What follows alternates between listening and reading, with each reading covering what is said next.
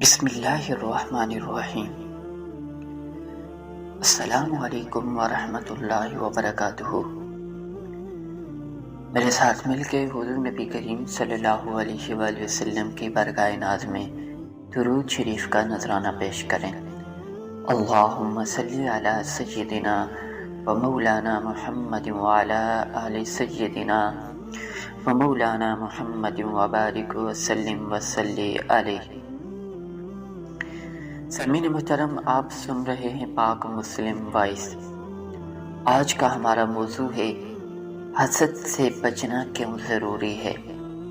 سامعین محترم، اگر آپ ہمارے چینل پر نئے ہیں، مزید اسلامی واقعات سننے کے لیے ہمارے چینل کو سبسکرائب کر لیں۔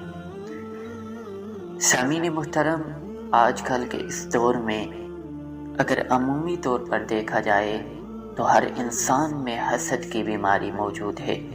ہر انسان دوسرے سے حسد کرتا ہے۔ آیا اس حسد سے کیسے بچنا ممکن ہے اور کیسے بچا جا سکتا ہے؟ حضور نبی کریم صلی اللہ علیہ وآلہ وسلم کا ایک ارشاد، حضور نے فرمایا کہ الحسد یأکل الحسنات کما تأکل النار الحطب، یعنی حسد نیکیوں کو ایسے کھا جاتا ہے جیسے آگ لکڑیوں کو کھا جاتی ہے۔ اب حسد سے بچنے والا جنتی ہے۔ حضرت انس رضی اللہ عنہ سے روایت ہے کہ ایک دن ہم حضور نبی کریم صلی اللہ علیہ وآلہ وسلم کے پاس بیٹھے ہوئے تھے کہ آپ صلی اللہ علیہ وآلہ وسلم نے فرمایا کہ ابھی اس پہاڑی سے تمہارے پاس ایک جنتی شخص آئے گا۔ فرماتے ہیں کہ ایک انصاری نمودار ہوئے اور ان کی داڑھی سے وضو کا پانی ٹپک رہا تھا اور ان کی جوتیاں ان کے بائیں ہاتھ میں تھیں اور اس سے سلام کیا۔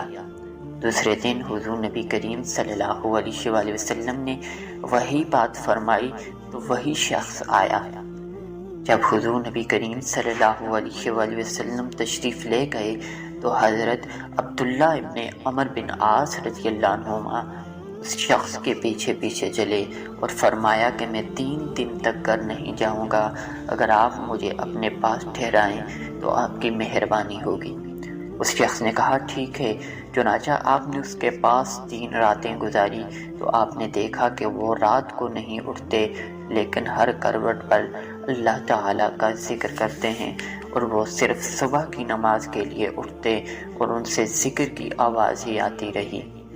جب 3 راتیں گزر گئیں تو قریب تھا کہ ان کے عمل کو معمولی سمجھتا تو میں نے اس سے کہا، یہ اللہ کے بندے، میں نے آقا کریم صلی اللہ علیہ وآلہ وسلم سے اس طرح کی بات سنی ہے تو میں آپ کے عمل کو معلوم کرنا چاہتا تھا، لیکن میں نے آپ کا کوئی زیادہ عمل نہیں دیکھا، تو آپ اس مقام تک کس طرح پہنچے؟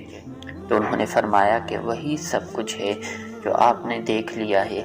حضرت عبداللہ بن عمر بن عاص رضی اللہ عنہما فرماتے ہیں کہ جب میں واپس جانے لگا تو انہوں نے مجھے بلایا اور فرمایا وہی ہے جو آپ نے دیکھا، اور ایک خاص بات مجھ میں یہ ہے کہ کسی مسلمان کو اللہ تعالیٰ نے جو کچھ نعمت، دولت، عزت و عظمت عطا فرمائی ہے میں اس سے حسد نہیں کرتا۔ حضرت عبداللہ بن عمر بن عاص رضی اللہ عنہما فرماتے ہیں کہ میں نے ان سے کہا کہ اسی عمل یعنی حسد نہ کرنے کی وجہ سے آپ اس مقام تک پہنچے ہیں۔